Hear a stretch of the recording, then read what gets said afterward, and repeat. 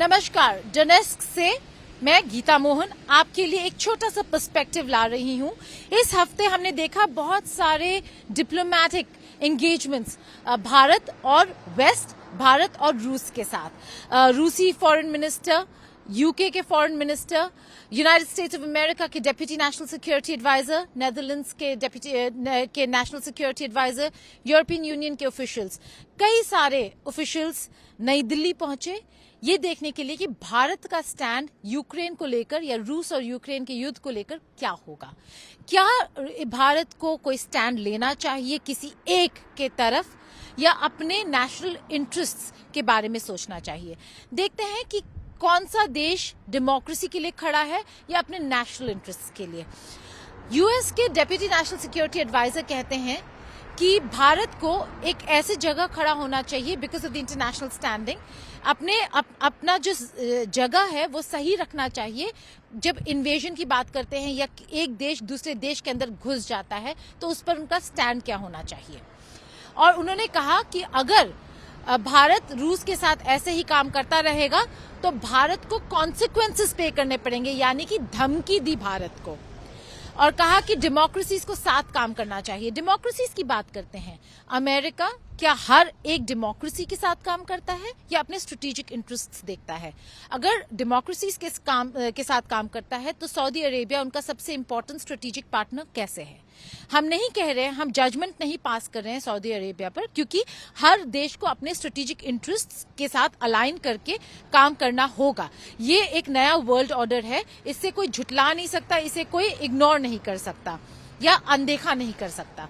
तो अमेरिका क्या कर रहा है, अपने स्ट्रेटेजिक इंटरेस्ट के लिए इनके साथ काम करता है, तब इनको डेमोक्रेसी नजर नहीं आती। लेकिन यहाँ पे इनको रूस में डेमोक्रेसी और चीन में डेमोक्रेसी जरूर नजर आ रही है।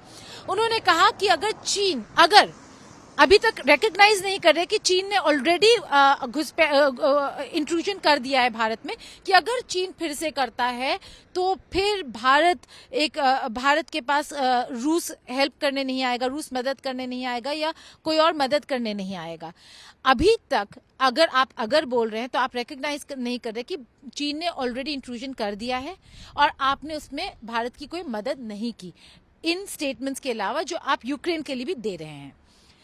यूनाइटेड किंगडम के फॉरेन सेक्रेटरी, जो विदेश मंत्री होते हैं वहां पे, उन्होंने कहा कि भारत को एक ऐसा स्टैंड लेना चाहिए जहां पे आप इन्वेडिंग कंट्री के साथ खड़े नजर नहीं आने चाहिए।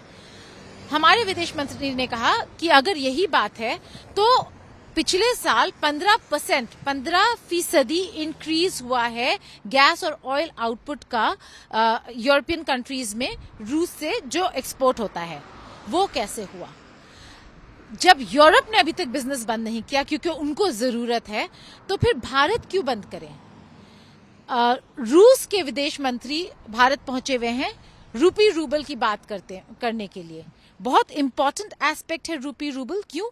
क्योंकि अब रूस, चीन जैसे बड़े देश मिलकर इस पूरे पेट्रो डॉलर, जिसे एक जमाने में अमेरिका ने एकदम मैंडेटरी बना दिया था कि आप पेट्रोल और गैस जब खरीदते हैं वो डॉलर्स में होंगे, इसलिए पेट्रो डॉलर जो कॉन्सेप्ट है, आप इस पूरे रीजन को डी डॉलराइज करने की कोशिश कर रहे हैं। रूस और चीन मिलकर अब इस रीजन को, और जो भी रूस और चाइना के साथ काम करेगा उसको डी डॉलराइज कर रहे हैं। तो नुकसान डॉलर का है, डॉलर के रेट्स गिर रहे हैं।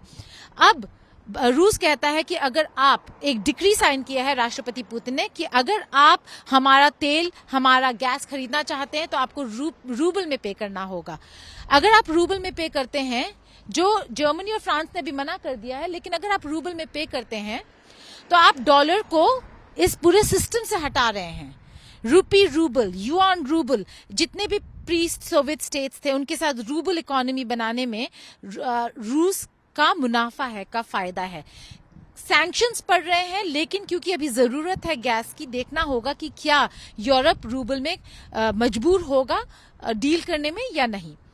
वहीं दूसरी तरफ अमेरिका ने इनको कहा, यूरोप को, कि आपका जो डेफिसिट है उसको हम भरपाई करेंगे गैस और पेट्रोल का।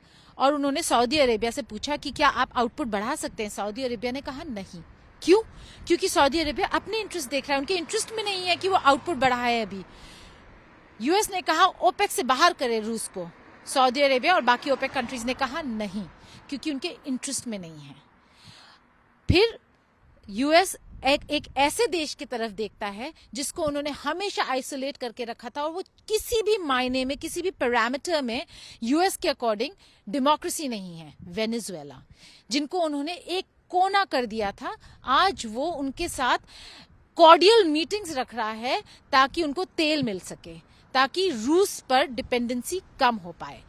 अगर अमेरिका अपने स्ट्रेटेजिक इंटरेस्ट देख सकता है, अगर यूरोप अपने स्ट्रेटेजिक इंटरेस्ट देख सकते हैं, तो भारत क्यों नहीं? यहाँ पे कोई इन्वेजन को जस्टिफाई नहीं कर रहा। जरूरी है कि रूस अपनी सेना जो यूक्रेनियन टेरिटरी है उससे बाहर करे, लेकिन डिप्लोमेसी में अब देखना ये होगा कि क्या डोनेस्क, लुहांस्क, क्राइमिया पर जो रूस का अब फैसला हो चुका है वो यूक्रेन मान पाएगा या नहीं, और अगर नहीं मानता है तो ये युद्ध लंबा चलने वाला है। लेकिन हर देश को अपने स्ट्रेटेजिक इंटरेस्ट के हिसाब से देखना होगा कि क्या सही है क्या गलत। रूस के साथ काम करके बोलना होगा कि ये गलत है, इन्वेजन गलत है, बातचीत करें, लेकिन किसी और देश को यह हक नहीं है कि वो हमें बताए या भारत को बताए और वार्न करे कि आप ये ना करें, आप ये करें, जब आप खुद अपने डीलिंग्स बंद नहीं कर रहे हैं।